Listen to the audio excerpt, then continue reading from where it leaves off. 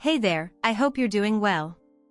My name is Arya and today we're going to look at some more Reddit stories. If you enjoy Reddit stories, consider liking, subscribing, and maybe hitting that notification bell too. Let's get started with today's first story.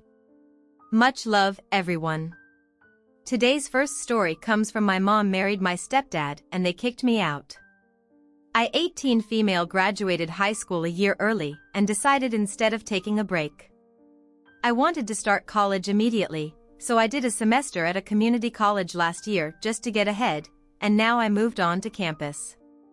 To finish my degree, I live with my mom 42 and her husband, Ryan 48, halfway through high school, because my siblings Amy tween and Liam pre-tween wanted me around, and I wanted to see them too before I started doing adult stuff and got too busy to come around as often. As much as I love being near my brother and sister, I hated living in the same house as Ryan because he and his family weren't shy about the fact that they didn't really like me when he and my mom first got together. It was like I was being purposely excluded from everything he and his family would invite us to on holidays. I'd have a seat at the table, but no one would really talk to me. I'd be asked to take pictures instead of being in them and any time. I tried to make an effort to be included. I was always told that it was just for the family, not me. It got worse when they had my siblings, because then I would have to sit on the sidelines and watch as my brother and sister were enthusiastically accepted and wanted by Ryan's family. At the same time, they made it blatantly obvious that they didn't want anything to do with me. Sometimes Ryan would schedule family outings, but find a way to leave me at home, or he'd just say I wasn't invited. The last straw was when Ryan's sister got my mom a Mother's Day gift a few years ago. It was a locket with a picture of my brother and sister in it, and she said it was so. My mom could always have her two children close to her heart. My mom didn't say anything about me. She didn't even glance in my direction. So I stopped trying and just accepted that I'd never be a real part of her new family because I just wasn't wanted there. I'd been slowly packing my things up for the past year, either taking them to my dad's house or getting them ready to go to my dorm. So on Saturday, when the move-in day started, I put everything I planned on taking into my car and drove myself to campus. My dad met me there and we decorated my room together. My mom thought I was just spending the weekend with my dad. So when I told her that I wasn't going to be coming back during the week because I'd moved in already, she got really upset. I mentioned the dates to her weeks ago, but I guess she forgot and she ended up assuming I was having a regular weekend. She said it was hurtful that I would exclude her from this huge moment in my life and that, as my mom, it's her job to be there for this journey. And me, I told her that she's been letting my husband exclude me from her life since the day they started dating, and because that never seemed to bother her. I didn't think it would be a big deal for me to do it too. I felt justified in this at first, but I could tell it hurt her feelings, and now I'm starting to think I may be the idiot, not the idiot. She allowed you to be cut out of her new family. So next time she calls, ask her how many children she wears next to her heart and then go live. Your best life actions have consequences. Mom now has the consequences, yay. Why she never said. Oh, but I have 3 children, or OPI is family. They should be in this picture or event. She chose to leave you out because it would ruin the harmony of her new family. Your mom didn't want to start anything negative with Ryan, and your relationship suffered. Her finally noticing when it's too late is not your guilt to carry, it's her and Ryan's. What's particularly annoying about the stepdad's family is that Opie is only 8 years older than the first half-sibling, so she was likely just 6 or 7 when her mom and Ryan married, possibly even younger. So who the heck treats a small child like that and continues to exclude a child over the years? My best guess is Ryan has a lot of money and mommy doesn't want to rock the boat. Opie, you told your mother the date you'd be moving on to campus several times, so she would have remembered if it was that important to her to be there. I'm sorry, but your mom reaped what she sowed. My 25 female nephew passed away 1 year ago because of cancer. It was right on my birthday and there was no celebration. There was nothing because everyone was devastated. My sister Denise is still grieving. She's in therapy and making some progress, but it's been slow.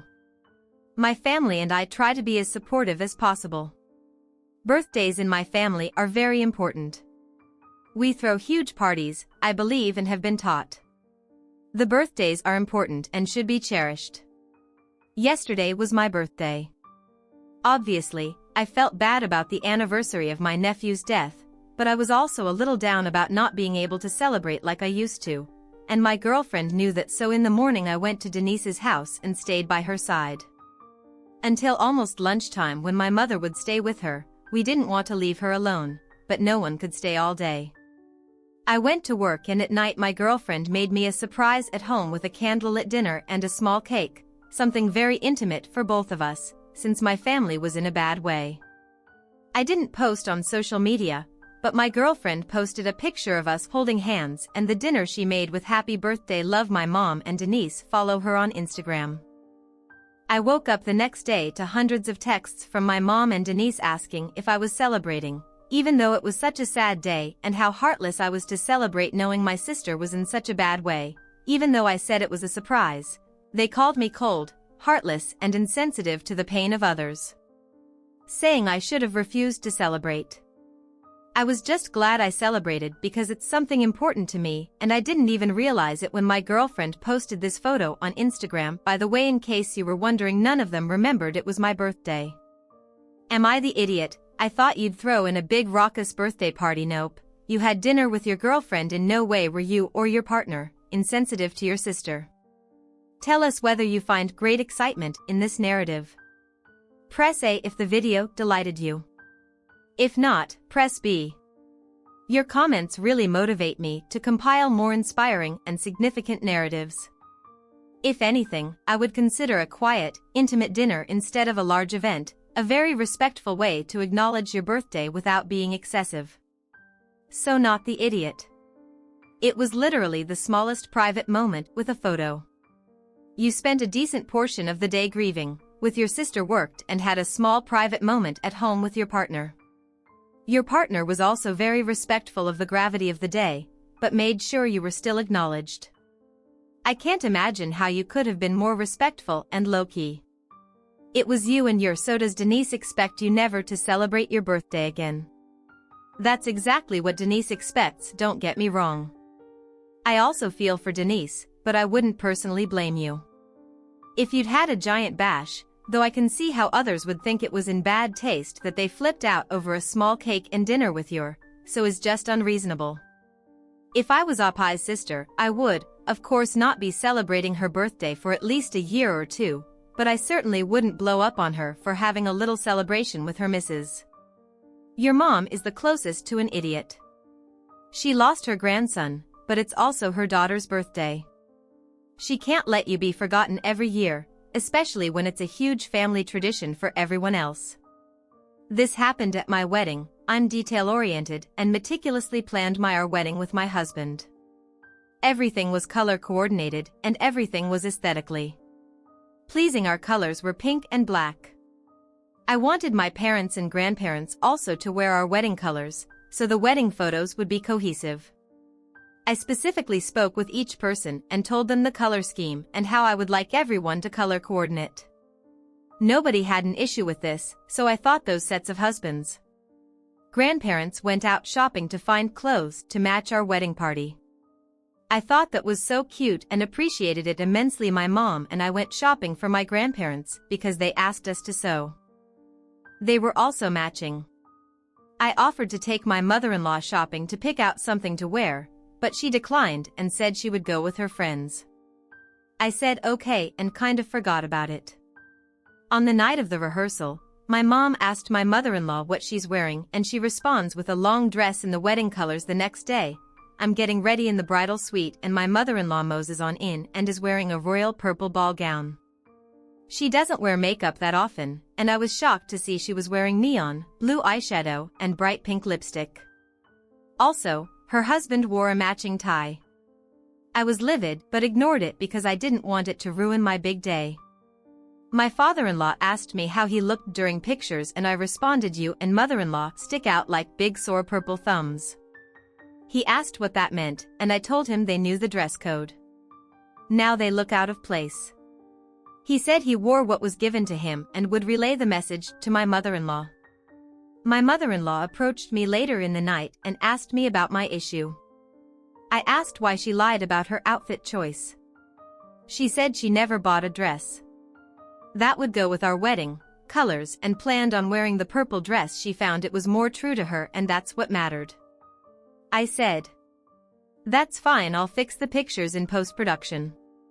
She said I would not adjust anything they paid for the pictures and I would not alter anything. I said any picture I post with her and it will be altered on my end, so they have no control over what I do. I excused myself and enjoyed the rest of my wedding. My mother-in-law has a habit of making things about her and making little comments like, "Well, I am the mother of the groom, my opinion counts, or I can make decisions too. I'm the groom's mother and we are helping pay for this wedding. My parents paid for 70% of the wedding, my in-laws paid for the photographer and the rehearsal dinner. The photographer was their friend and only charged them $800 for the whole night. The rehearsal dinner cost $300 because they chose the cheapest options for everything possible. So am I the idiot for how I spoke to my mother-in-law and father-in-law, not the idiot? Her big eyesore didn't turn out the way she wanted. Those are your photos, not hers. If they didn't intend those photos as a gift, meaning you get free reign, then they should have made that clear way before the wedding.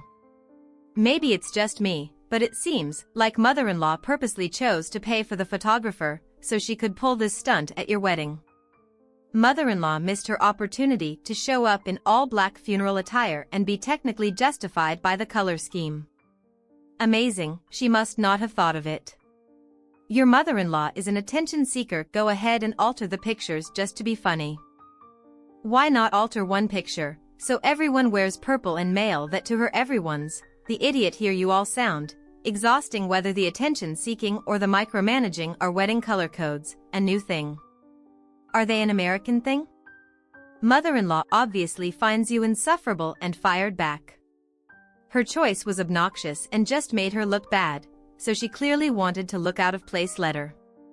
It's not like you'll be hanging a picture with her in it over your bed. Instead, display the pictures with your husband and have a chuckle at mother-in-law's immaturity, while you work on letting go and unclenching a bit. My sister and I are currently fighting over this. So I need to know if I did something wrong. I, female 33, have two sisters, Hannah 40 and Sarah 41. Sarah has two kids, Gina, a female tween, and Alec, male. Nearly adult. Hannah has one daughter, Faye, a female teen. Sarah's family is pretty well off. Her kids have an easy life and I'd say they're even somehow spoiled. Hannah, however, is financially struggling. Faye's birthday was 3 days ago. I was thinking about what I should get her, when I remembered she told me a while ago that her laptop was broken. I knew Hannah couldn't replace it, so I decided to buy a Chromebook for her, but then I remembered how much she always wanted to play games. So I decided it would be nice if someone spoiled her for once, so I bought a gaming laptop instead. After her birthday, Sarah called and blew up at me. She said I'm an idiot because I always favor Faye. She said it's not fair that I gave Faye a gaming laptop, but only bought a pair of shoes for Alec's birthday, or that I spend a lot more time with Faye, which is because Gina and Alec have spoiled so. I enjoy spending time with Faye more over the past 3 days. She's told all our extended family this and called me a bunch of names on Facebook, because I gave my niece a gaming laptop for her birthday, and she said I'm an idiot because I gave her son a pair of shoes. Not the idiot, tell your sister. This wasn't a group decision and you don't need her input on how to spend your money. She's well off, and her kids probably lack for nothing if she pushes the issue point that out. Ask her how she thinks Faye feels seeing her cousins with nice things that her mother can't afford. Turn that around on her and point out how the underprivileged child is allowed to get nice things too, even if it's not from her parents, and that she should be doing the same thing to help her niece and sister. It's not even a matter of favorites, it's sheer economics. She can afford whatever is needed for her kids. Your mutual sister can't. If she can't wrap her head around that, then that's her problem, not yours. Yeah. I think the question that Sarah poses is fundamentally flawed. It's not question of why Op is helping out her sister who's a struggling single mom, but why Sarah isn't. Sarah is heartless, selfish and even cruel. If she's well off, she should have been the one to buy her niece a laptop, not telling off Op for stepping up and helping out. I don't think you're wrong to want to support your niece in a way her mom can't, but I also know children don't look at scenarios like this and see it in a pragmatic sense. Instead, they see that their aunt likes them less than their cousin and that feels crappy. Agree, everyone's the idea here, so many peeps say your money, your choice, which is true. But that's not what the situation is about. One kid is getting more than the other two: attention and monetary value, and their mom, Sarah, is mad about it. Sarah was being a dumb idiot and spoiled, but OPI is favoring one, nibbling over the others and even expressing it in a quantifiable way. Kids don't understand equity or privilege, but they do understand family gifts and fairness, and they'll remember this. I 31 female and part of a friend group that meets for dinner about twice a month. There are 6 or 8 of us that go together depending on schedules, and we take turns picking restaurants we want to try, and for the most part we seem to have similar tastes. Last year, one of my friends, Jen, asked if we could include a friend, Kate, who had just moved to our city. Jen knew Kate from college, and since Kate was new in town, Jen thought this would be a nice way for her to develop social connections without too much hassle or pressure. Turns out, Kate is really nice and funny and is now good friends with all of us. However, Kate has a pretty serious seafood allergy, like not just shellfish or just fish. All seafood. She's not deathly allergic, more likely to break out in hives type allergic. This hasn't been an issue since we live in the Midwest and there are few seafood specialty restaurants near us. We tried a few before Kate moved here, but none of them were worth risking. Kate's allergy to return to that was until a new sushi restaurant opened up about 4 months ago. My husband and I went, and it was amazing. We then went on a double date with another friend and her husband, and they loved it too. So when it was my turn to pick the next restaurant, I suggested we go to this sushi place. A few other women said they wanted to try that place too, but then Jen spoke up, reminded us of Kate's food allergy, and asked if I could pick a different restaurant. Unfortunately, the sushi place doesn't sell much of anything that isn't seafood. Yes, they have some dumplings and edamame type stuff for appetizers, but that's pretty much it. Not exactly a full meal, but I did the nice friend thing and picked a different restaurant. We could all eat at the next week, though. I asked the other girls who wanted to try the sushi place if they wanted to go with me, and they accepted it. Wasn't part of our normal scheduled dinners, just a few of us, but word got around that a smaller group of us had gone to the sushi place and didn't include everyone. Jen, Kate and another friend were upset that the rest of us had gone somewhere without them. They felt we were purposely excluding people, but to me this isn't middle school. We're allowed to do things as friends outside of the full group, and since Kate has a food allergy, it makes sense that she doesn't attend a meal like this. We still have our normal scheduled dinners. This time a smaller group went to a restaurant that another friend couldn't eat at. Like, if I wanted to exclude Kate, I could have just stood firm on eating at the sushi place to begin with, but I didn't. But Jen and Kate think I crossed a line by going behind their backs to eat with just a few of us, and that I'm trying to create division in our group. So now people are taking sides and pointing fingers, and it's a whole mess. Not the idiot. You picked a different place for her with the whole group. You just decided to go to that restaurant with the interested group of friends. Later they can't expect you never to eat seafood, just because one person in the group can't. Shin comes off more like Kate's mother than a friend when multiple people expressed interest in the seafood restaurant. Jen should have backed off. Kate is a grown woman. She can decide for herself if she wants to go to the restaurant and eat a few seafood-free appetizers or sit this one restaurant out. No, I think it was nice of Jen to advocate for Kate in this little way. Kate's new to the city and Jen invited her to join their dinner group as a way to make friends. Everyone likes Kate and Jen reminded them of Kate's allergy, so Kate didn't have to feel she was creating an imposition on people. She doesn't know very well, seems like decent, socially aware behavior all round. She was introduced to this friend group last year and it's ridiculous to be angry and caused so much drama. Because some of the group decided they wanted sushi and went to get it. Geez, Opie. You nailed it when you said that this isn't middle school and you're allowed to do things outside the group. I'm going to turn this one over to you. What do you make of this situation? Share your thoughts in the comments below, and as always, a huge thank you from the bottom of my heart for getting involved in today's stories. Your love, support, and time mean the world to me. So, thank you so much for being part of this. I really appreciate your time. I'll see you in the next one. Take care and much love.